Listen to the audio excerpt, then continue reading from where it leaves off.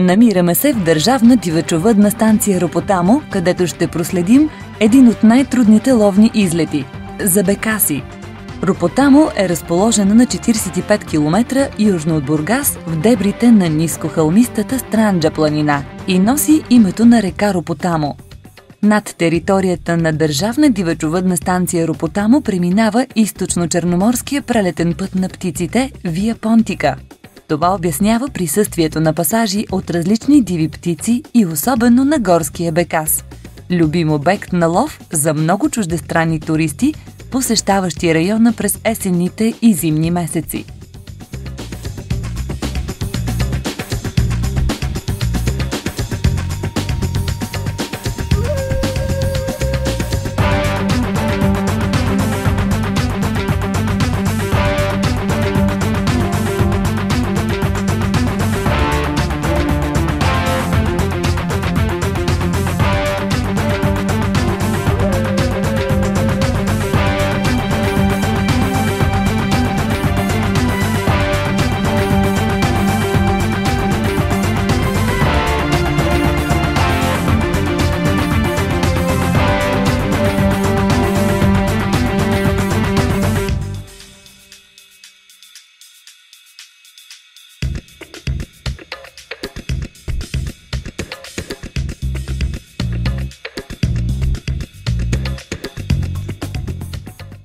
В дивечовъдната станция се пристигнали група авджии от Франция, специално за този лов. В помощ ще им бъдат български водачи от Ропотамо.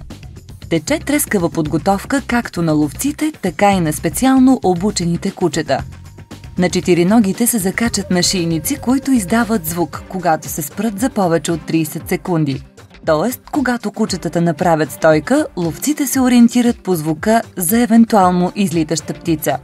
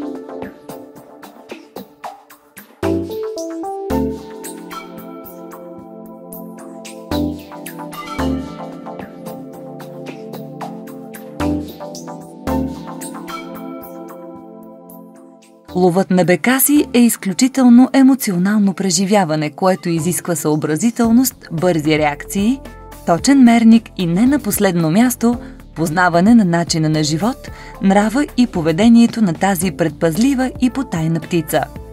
Макар в България успешният лов на бекаси да се осъществява по-често в късната есен, на горски бекас може да се ловува от средата на август чак до края на февруари. И така, ловът започна. Авджиите, техните водачи и кучетата започват обхождането на местността, определена за лов.